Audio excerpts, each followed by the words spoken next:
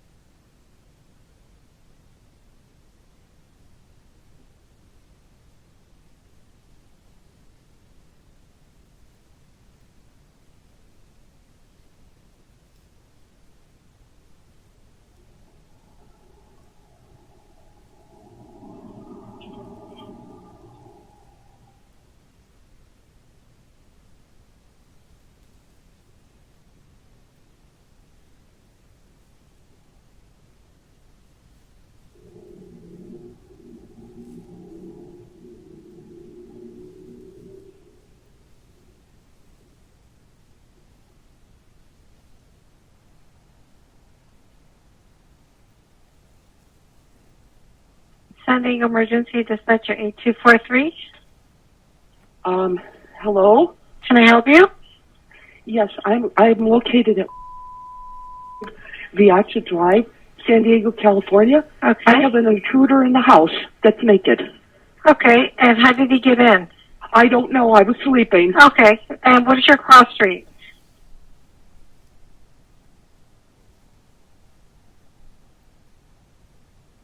I just heard him run down the stairs. He just ran down the stairs. I just heard him run down the stairs. Okay. We do have help on the way, okay? Just let me know what else, if you hear anything else, all right? Yes, stay here. How old is your father? He's 93. And I Okay. don't ask. I don't know. Okay, so, but the suspect, the blackmail's nude, you said, right? Well, he had shorts on. He was masturbating in the bathroom.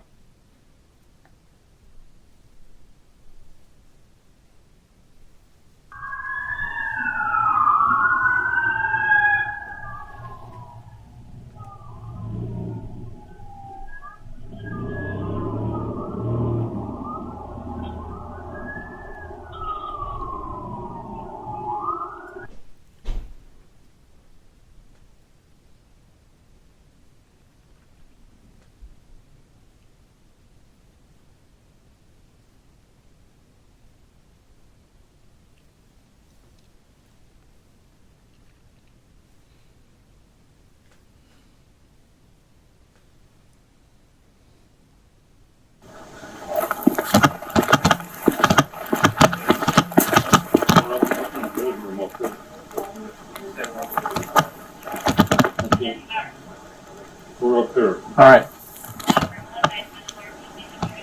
327, John. I have verbal contact with RP's father.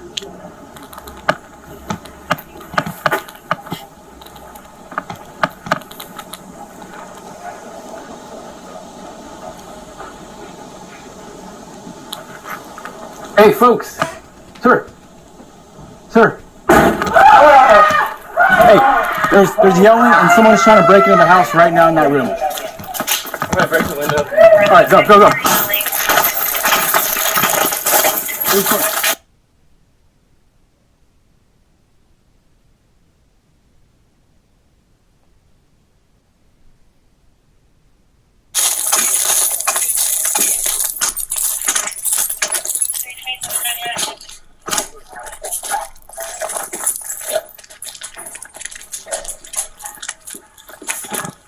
First thing is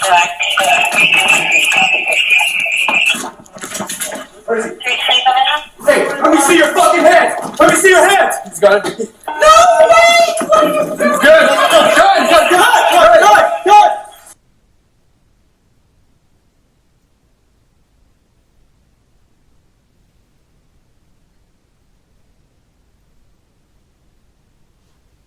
Hey, let me see your fucking hands! Let me see your hands! It's got to be. No!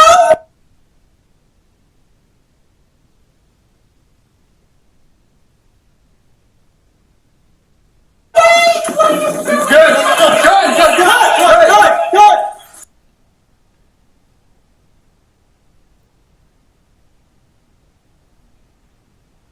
It's a hostage situation. We had a Mexican standoff. Because I don't have no way out. So I got to take a hostage with me. I have to send a SWAT team. I want you to back out before I shoot her. I'm going to shoot her in the knee. No! No! Please, God, no!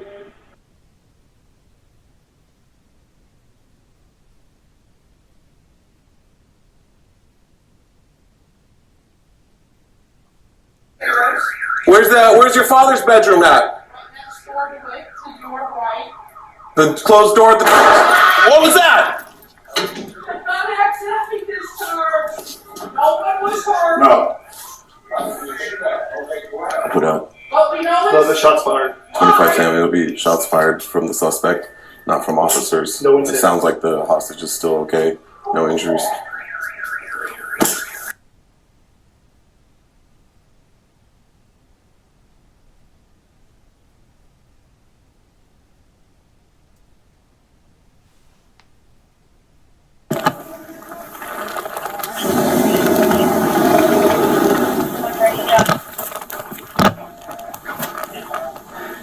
I got the older gentleman. I got the elder gentleman. He's right here. I don't think he's even already down. No, just. Hey, is she in the bathroom? He's in this bedroom in the bed. She's in that bedroom? Yeah. What might have stopped my daughter? 327, John. I got the elderly gentleman out here in the back patio with me.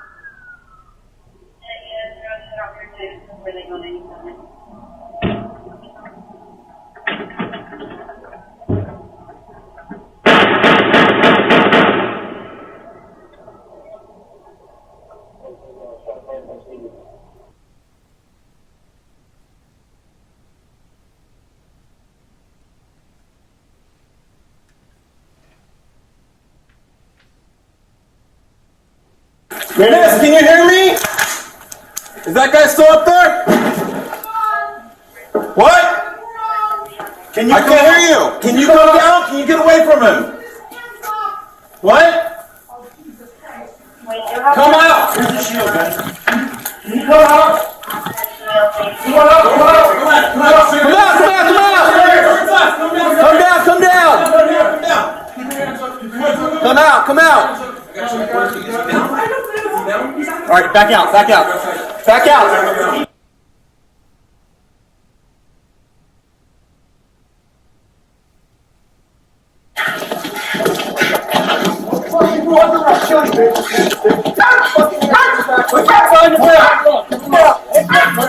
Get in that room.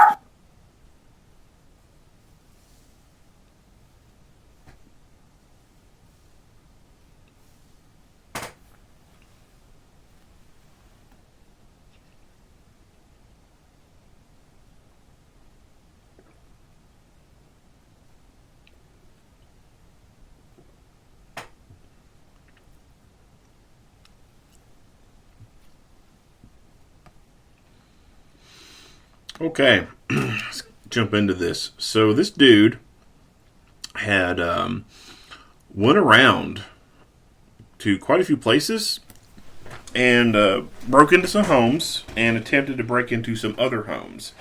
He was confronted at one place by a homeowner, and he pushed him and stole a car. So this guy he'd already been up to some weird shit that night.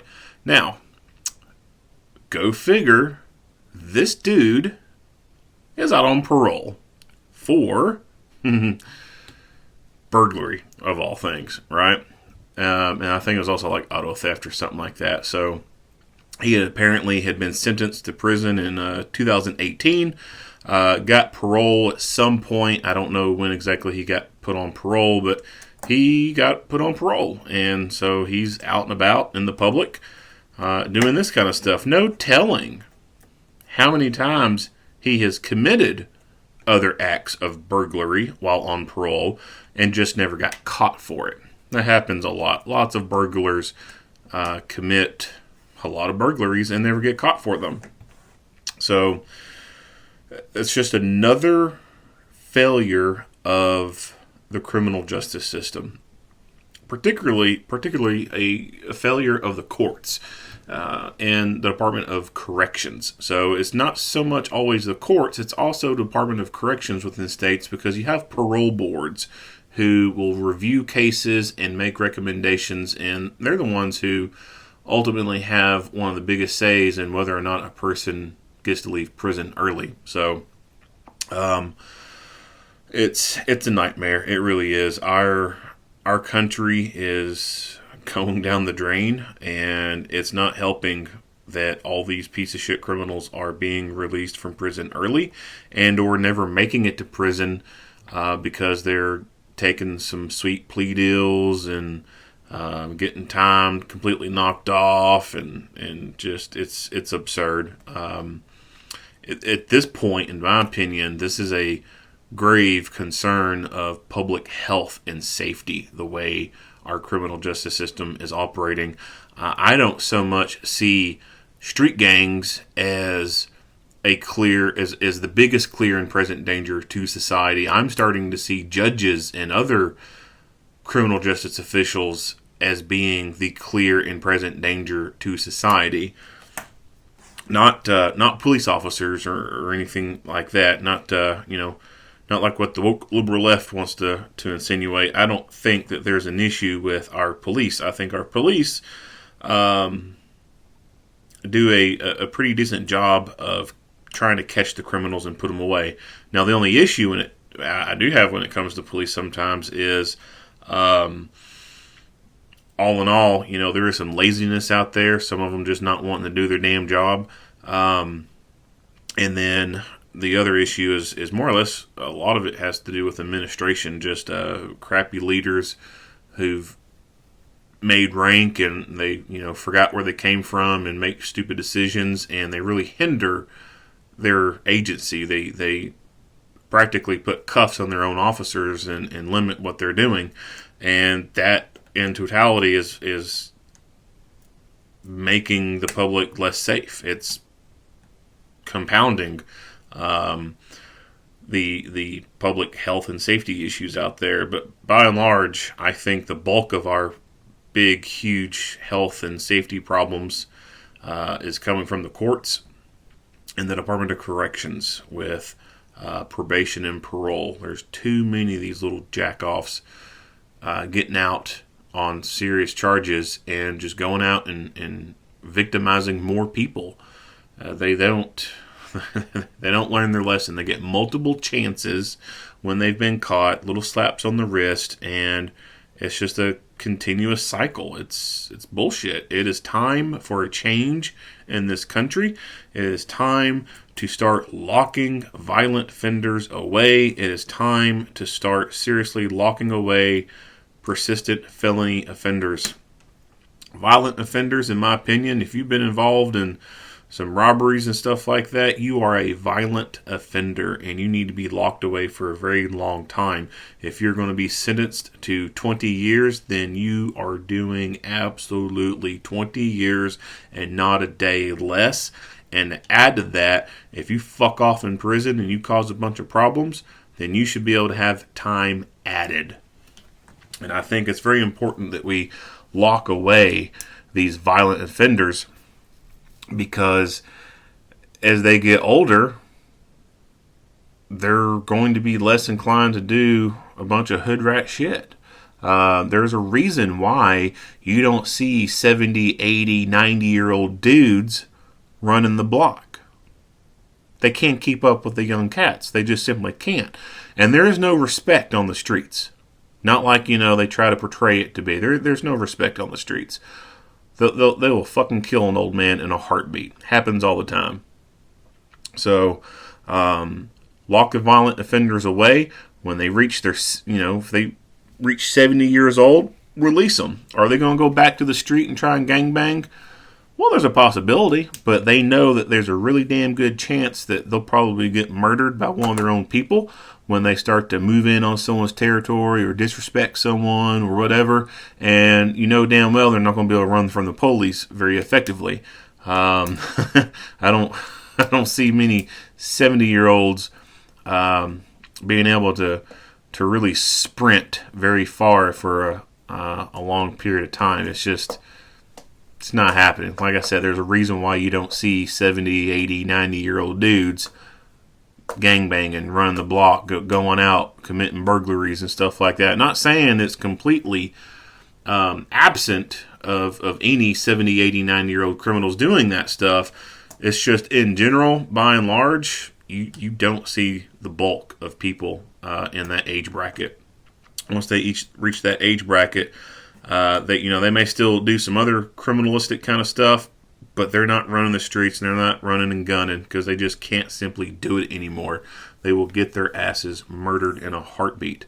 So, for the public health and safety, violent offenders need to be locked away for a very long time. Also, persistent felony offenders need to be locked away for a very long time. They don't need to be out in society with the rest of us. They have proven that they can't follow the rules. They've proven that they have nothing to provide to society, nothing to make society better. All they do is make society worse, and they are a drain on society. Personally, if aside from locking them away for a very long time, I wouldn't be opposed to just straight up extermination. Would not be opposed to that. Anyway, enough of that rant. So this dude broke into these people's house and then proceeded to be masturbating in their house. That's pretty damn bold. I mean, not like this dude wanted to break in and go steal a flat screen TV or break into a safe. He just want to go in and start masturbating in their house. Like, that is some weird shit. That is like serial killer vibe right there. Like, who the hell does that? When it comes to home defense, you need to make sure your doors are locked and your windows are locked. If you read any books about, crimes like serial killers and stuff like that, or any documentaries, you pay attention to crime stuff, be an amateur criminologist or whatever, you will find that quite a bit of crimes are crimes of opportunity, right? One thing that criminals do is called car hopping, and they will go walking down a street, walking through a parking lot, and they'll just try door handles on cars, looking to see which one's unlocked. They found one unlocked. That's a crime of opportunity for them. Some dummy left their car unlocked. Now they get to go rummage through it and steal stuff. Some people will leave their doors unlocked. There was a documentary on Netflix about Richard Ramirez, the Night Stalker, and one of the more interesting. I wouldn't say it's interesting. Like, oh my god, I didn't know that happened. Like, I knew it was happening, but the amount of houses that he went through, jiggling doors and trying windows and stuff like that, before he came to the ones whose doors and windows were unlocked. Like, there were no telling how many houses that he tried to get into and couldn't. And, just the simple jiggling of the door handle and seeing that it wouldn't turn meant that he just kept walking. Just the simple, can't open the door, keep on walking. But then he found the ones where the doors were open or the windows were open. And that was his opportunity. And he killed a lot of people that way. So your home security starts with securing the castle. If your windows and doors are unlocked, you're at risk.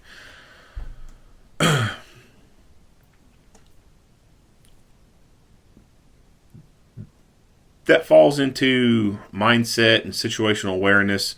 When you look at the Cooper color codes, a lot of people almost instantaneously, in a way, drop out of condition yellow and straight into condition white when they get home. They see home as the safe space, the home base, just the castle. Like kids playing a game of tag, you're it. And you can run to the place where you can't be tagged at. It's like when they get home, they think, oh, I can't be tagged here. And so their vigilant mindset kind of goes away, if they even had one to begin with. Some people are always in condition white, just completely aloof of things going on in the world around them. But even some of the people who would kind of maybe pay attention a little bit, as soon as they get home, whoop, that goes out the window, and they stop thinking in condition yellow because they're home. And for them, nothing has happened at home, and they feel safe at home, and then they forget to think about locking their damn doors. Even people who are more into living their lifestyle, so to speak, in condition yellow can fall victim to this. People who own guns and are, thinking about self-defense. I mean, hell, I can't tell you how many times I've heard about people for neglecting to lock their gun safe. And their gun safe left completely unlocked, and someone burglarized their home and stole all their damn guns that was in the safe. Or jewelry and money and stuff like that. So you have to keep up your situational awareness. You have to keep up your vigilance, your condition yellow, even when you get home.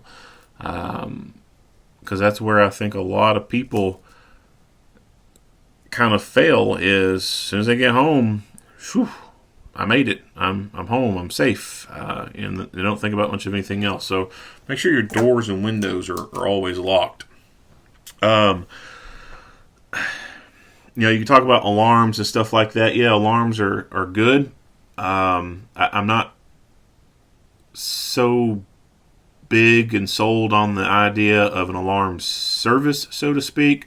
I think there is some pros and cons of that. I'm just not the biggest believer in paying that kind of subscription, but I do think it can be a good idea to put alarm type devices on your doors from some of these smaller companies like the Ring doorbell company. They also make like an alarm stuff, and you don't have to pay a subscription for that or anything. It just basically goes through your internet. And so even with that, online and offline mode, I still think there's some good merit in that, and I think that would be a decent investment or purchase for people to be able to put into their home. That way, late at night, when an exterior door opens and they've got the alarm set, well, that could wake them up and alert to them that their door has been opened. Even if they've locked it and they do their due diligence in locking their doors, it doesn't mean that someone can't come by and pick a lock and get in. Now, that kind of James Bond spy move is not very common. It happens, but it's not very common. Doors can be easily picked. Just simple. Some doors can take a very simple raking attack and get into them. Now, deadbolts, takes a little bit more, not a whole lot more, but just almost damn near like raking. You just put some tension in there and run back on the tumblers, and boom, you got your deadbolt open within a matter of seconds for some people who've really crafted their skill.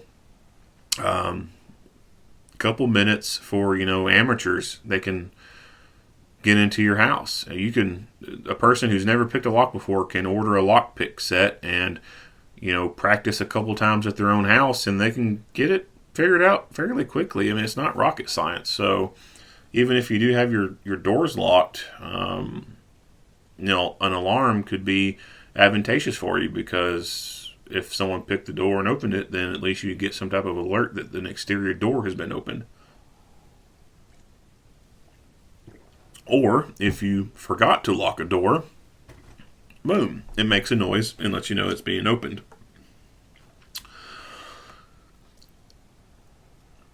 I know all households are different. Locations are different. Some states it is more difficult to get guns. California is not known for being very gun friendly. Even if it is a very friendly gun state and you're able to get guns very easily, there's just some people who just aren't comfortable with guns. They don't like guns. They're unsure about them, or they just can't afford them. They can't afford to buy a gun and keep it. They got kids they got to feed, stuff like that. But as far as home defense goes, number one, I think the best thing to have is a gun. Anyone that comes into your castle should be considered a killer. If they have broken into your home and come in, you can't just assume that the only reason that person is there is to steal a TV and leave, and will never ever have any inclination, desire whatsoever to want to cause any harm to you. And if they come across you, they will run away screaming. There's no way that you could ever assume that. The safest option is to assume that they are a killer, they are a rapist.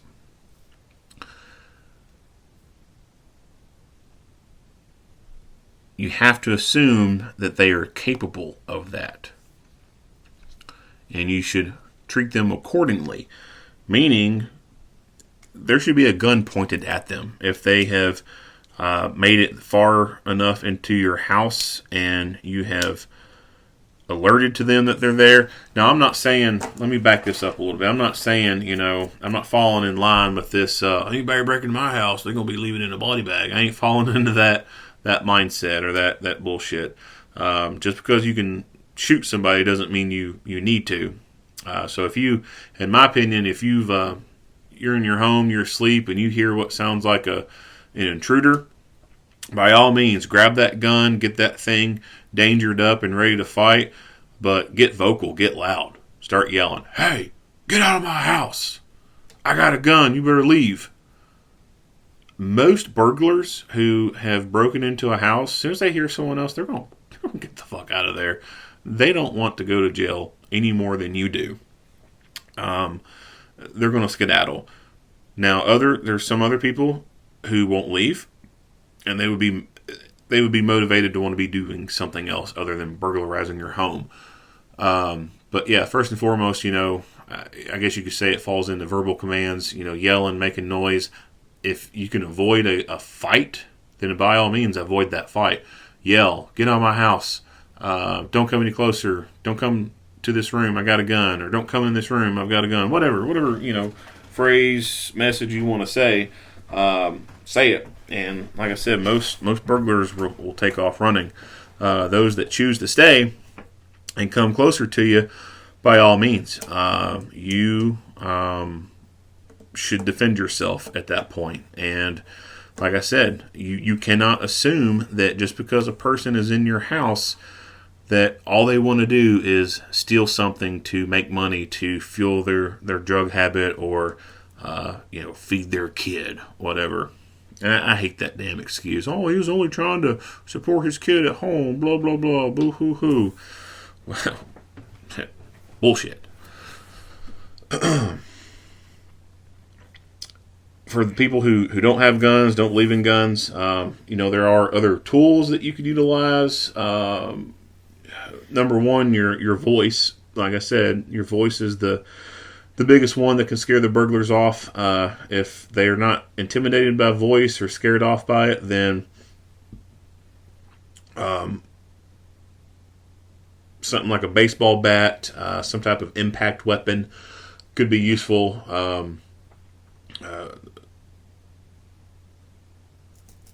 Pepper spray, although spraying pepper spray in the house can cause you to be contaminated with it, you'll be breathing it in. Axon produces consumer model tasers, so you can get something like a taser, but just know that there's a failure rate with tasers, and the police model ones, the ones that are designed to be as robust and as versatile as possible to take down aggressors during the line of police work, even those damn things fail. So if those damn things will fail, the consumer model ones will likely have a failure rate. I will sometimes see these wild ass posts online, people advocating for getting stupid shit like cans of hornet spray or bee spray or whatever. Like, yeah, if you get a can of hornet spray and someone comes in, you can spray that stream at their face. I wouldn't take too much to that advice. I think that's some kind of stupid advice right there. There are other different tools you can get that would be better at protecting yourself than trying to just hope that hornet spray is going to be reliable. Like I said, number one thing would be getting a gun. But anyway, moving on from the home defense stuff.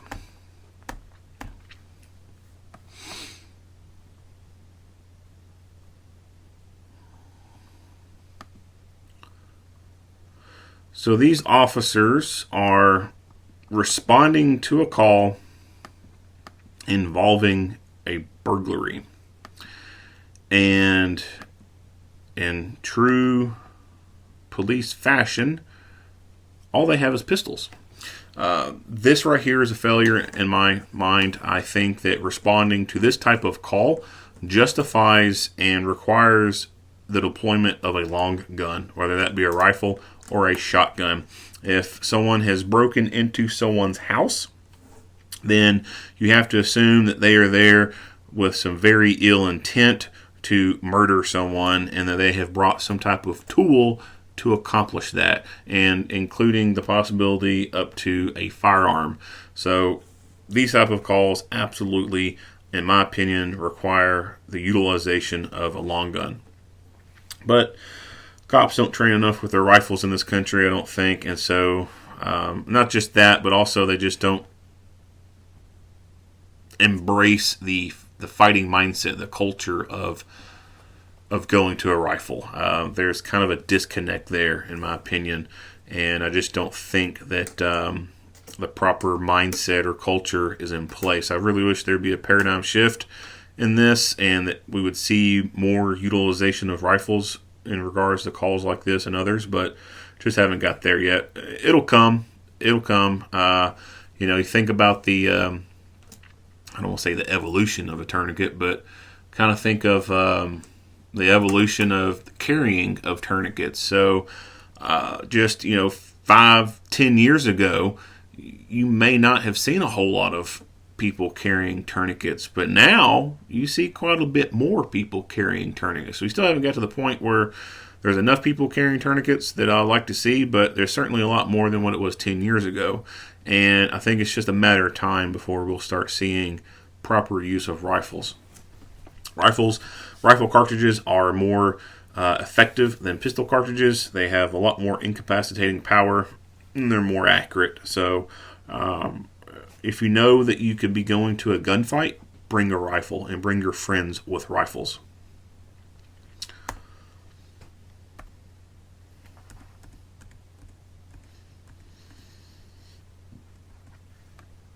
I'm breaking into the house right now in that room.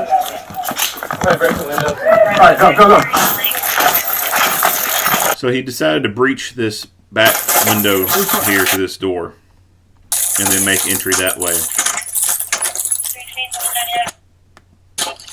Notice, well, back it up. So he's busted it out, and now he's raking the glass around the frame to make for safer passage. Now, at this point, once he has knocked out the window and has raked around it, I personally see that trying to collapse the baton and put it back is a waste of time. I think that time is of essence here, and you need to make entry and start clearing that structure as quickly as possible. If he's using a proper pouch or holster for that baton, then he should be able to stow that baton away in the open mode into the pouch without a problem. I think that he should have either A, stowed it in his pouch in the open mode right there, or just completely abandoned it and left it out there. Trying to go in on a scenario like this and utilize a baton is not going to be very likely that he would use a baton, and so I just don't see the need, like I said, to try and take the time to collapse it and put it back in there. Either A, put it back in while it's in open mode, or just completely abandon it altogether and get in there and do work.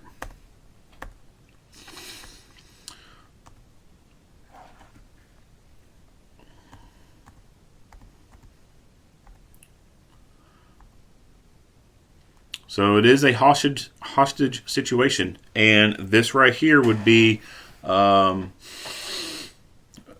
reason to have a rifle. So, and especially like right now, like aiming one-handed with a pistol. So, you know, you're already at a disadvantage with a pistol when it comes to accuracy because you're dealing with a very short barrel and you only got up to 2 points of contact on that pistol with a two-handed grip. You go down to a one-handed grip, that sucks. Accuracy sucks ass when it comes to this. So, rifle, even though they're not the greatest distance here, he can still put rounds on target with that pistol from this distance and not have too bad of an issue with it. But when it starts getting into fight or flight, then that changes things a lot different than if you're on a range. On a range, perfect bullseye. Under these conditions, not so much. With a rifle, under these conditions, the rifle is going to be a lot more accurate. And it is going to be better than the pistol.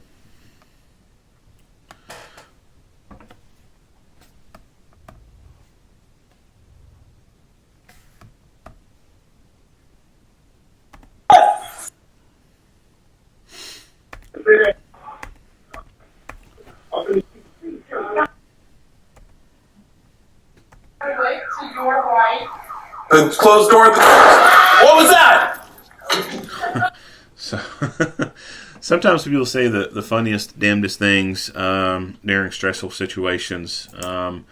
Like in my opinion, there's no mistaking what that was. All right, like if you've ever fired a gun before, you know what a gun sounds like, especially if you fired one indoors. Like that is freaking loud. There's no question about what just happened, but I'm sure he knows what's happening in his mind. But under stress like that, people can make some funny utterances.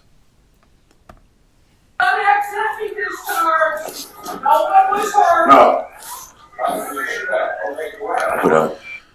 So she uses the wordage of accidental discharge. So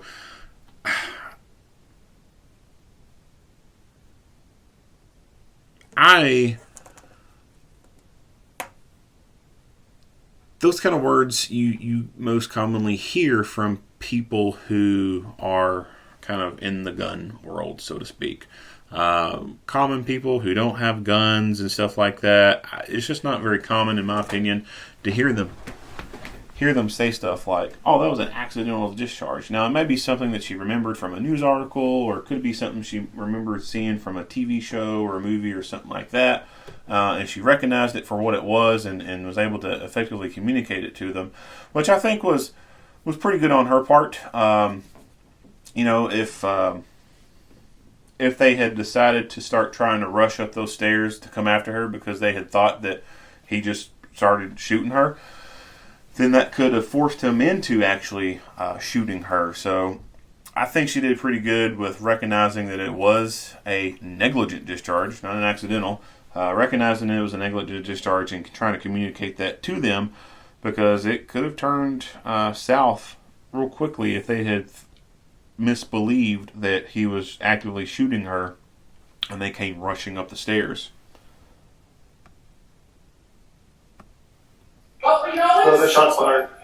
Is still okay.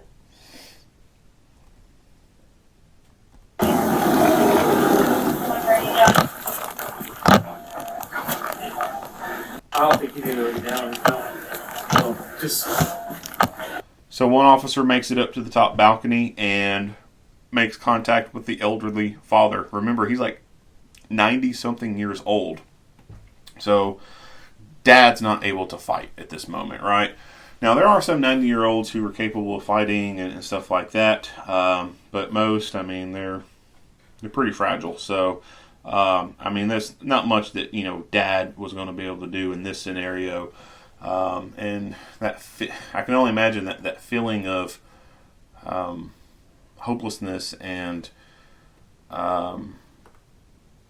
powerlessness that he was feeling of inadequacies. Him being the father of that girl and him not being able to do anything like that's, it's got to suck. And that's something I've thought about too as I'm getting older. I'm going to get to a point where I'm going to get to a point in my life where I'm a think the saying is going to be true of, I used to be a dangerous man.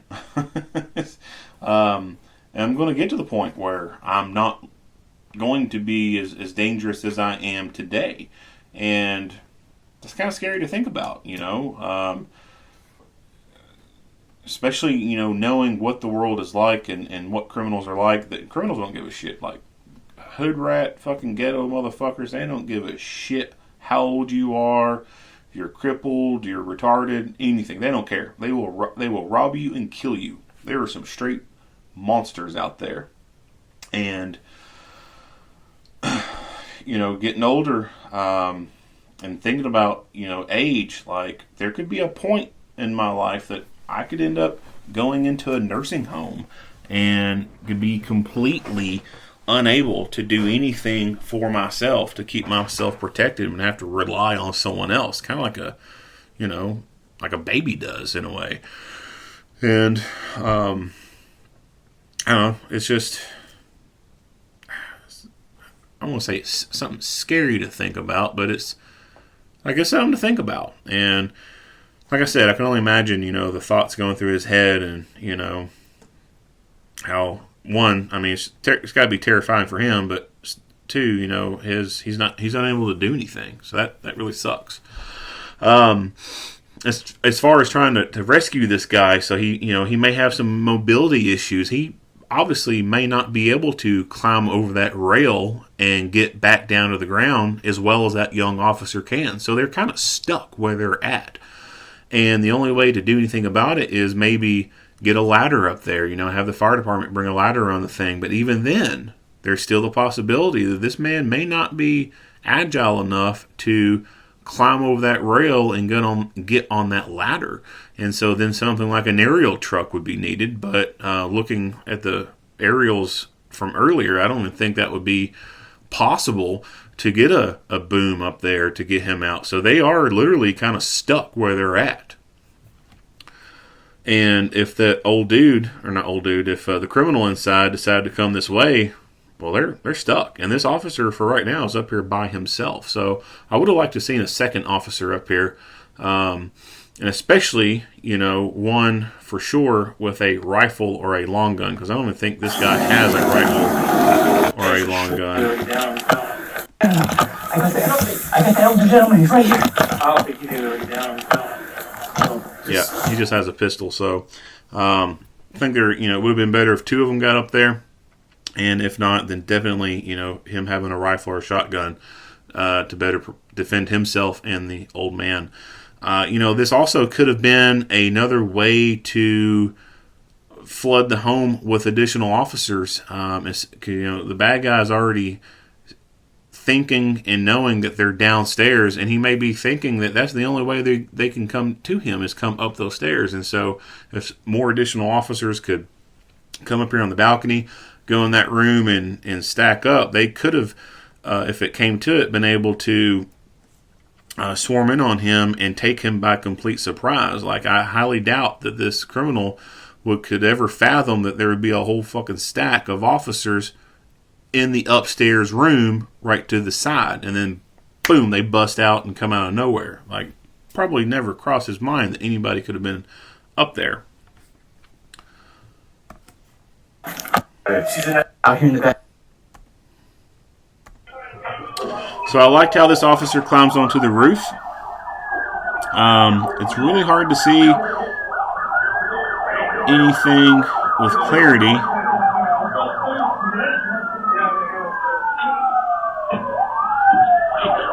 Can't tell if he even has a rifle or not.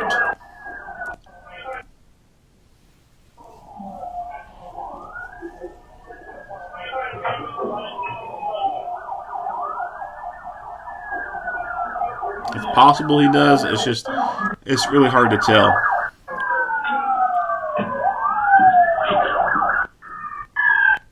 I would hope that he has a rifle.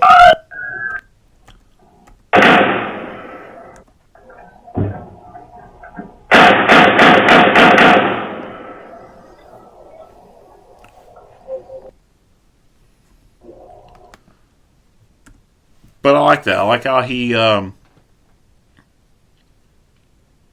worked his environment to his advantage and climbed the roof and found a place to be able to shoot from.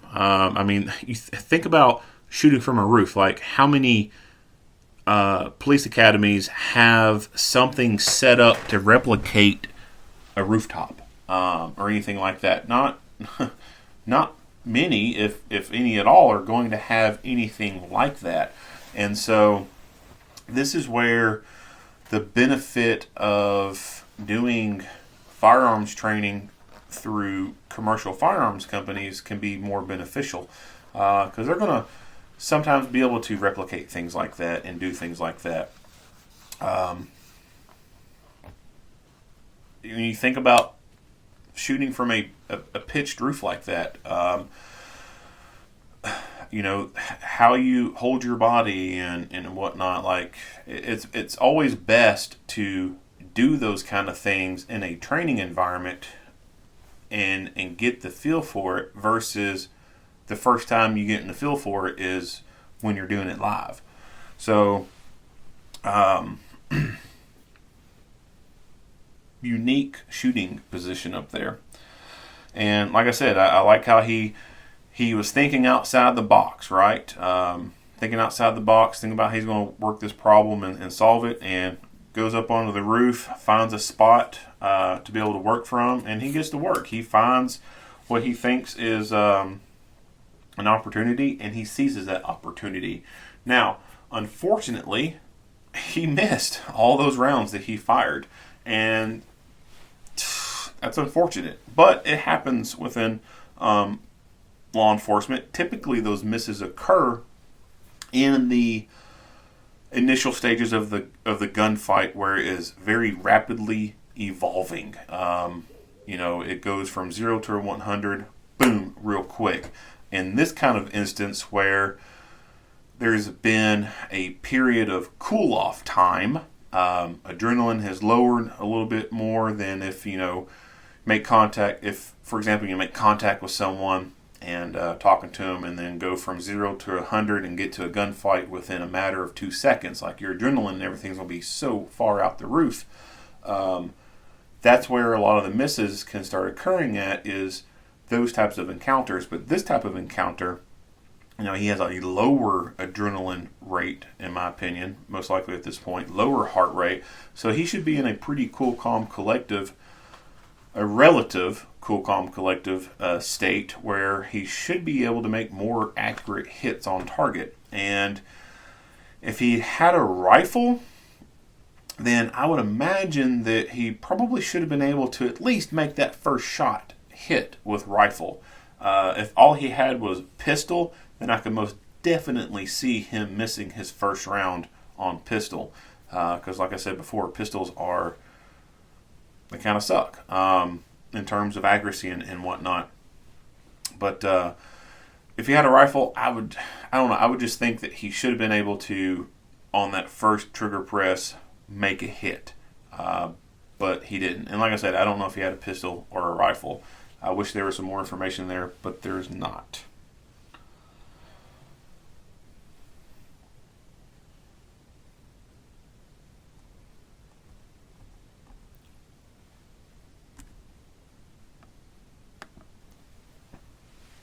Miss, can you hear me? Is that guy still up there? What?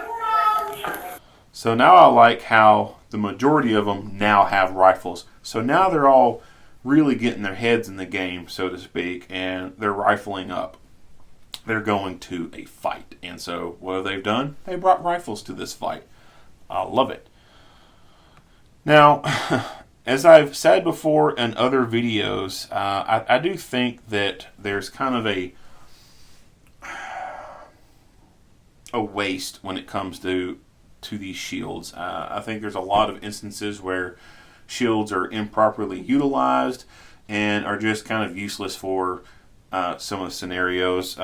Really, the only person who's somewhat fully protected by the shield is the guy who's standing right behind it. Everyone else is so far off to the side and behind it that they're not even behind the damn thing at all, and so it's offering to them no protection whatsoever. The only person who's benefiting from the shield is the guy who's holding it. I can't hear you. Can you come out? Can you get away from him? What? Come out. Here's the shield, man. Can you come out? Come on. So I like how he checks that space over there. Criminals don't always work alone. Sometimes they work in pairs, and he has excuse me, he has good situational awareness and mindset to check that corner over there to make sure that he don't have a partner hiding in there somewhere who could take them by surprise. Just because you see one bad guy in one spot doesn't mean there's not any more. So you always got to assess your area and make sure there's no more surprises there. Now, I'm not the biggest fan of his positioning right now. I don't have a problem with people being forward of other guns. It's just that when they end up getting so close to that muzzle, and that's where some issues can occur. Now, he does move closer to him and gets closer to him, still behind him somewhat, but at least he's far enough forward and closer to him that at least the muzzle has gone past him, and he is completely aware that he is behind him. But this is something to think about when working in a confined structure. It's not a shooting line, right? Like, you don't have a big wide open space for everyone to spread out on and have safe areas to point their guns. Like, you're in a building, you're all going to be huddled together, and so muzzle discipline really comes into play here, and trigger discipline really comes into play. Your fundamentals are very important at this stage. And it's also important to, once you've learned the fundamentals on the flat range, start incorporating some movement with live fire, having people somewhat forward of other shooters and them shooting. I know that's probably going to blow some people's minds, so to speak, and they're going to be, 180 rule, 180 rule, you can't do that, you can't break that, everyone's got to be on the line, blah blah blah. Yeah, you're not doing real training unless you're doing that stuff. And then force on force. Force on force is some of the best training that you can get.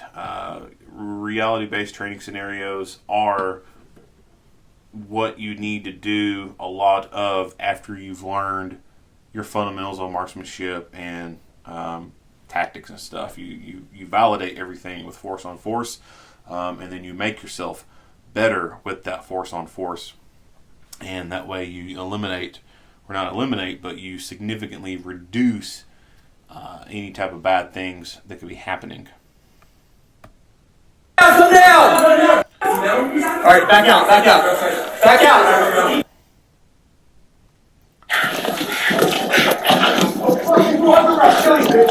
So like 2 or 3 officers already go up the stairs, and then the guy with the shield decides to go up the stairs with the shield. Like at this point, the shield is useless. You're just carrying around a bunch of extra weight that's not really benefiting those 3 people who just went in front of you. So again, this is another kind of example of what I was talking about with shields just kind of being useless and improperly utilized. So they make the arrest, take him into custody. Now, him being a felon, he should not have been able to go buy that gun anywhere. So where does this gun come from? It's most likely a stolen gun. That's where a lot of these criminals get their guns from. They either steal them themselves, or they buy them from some other shithead criminal who has stolen it.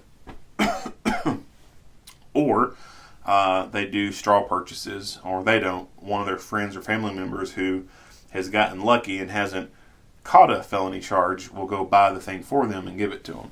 Still illegal, but that's how they end up getting these things. Because like I said, they can't buy these from a gun store. So much for gun laws, right? Not much else to say about this video. If you like what you hear and see, go ahead and give me a like and a share. If you have not already, hit that subscribe button and stay tuned for more Monday quarterback videos. Earl Henderson, Primordial Defense, thank you for watching.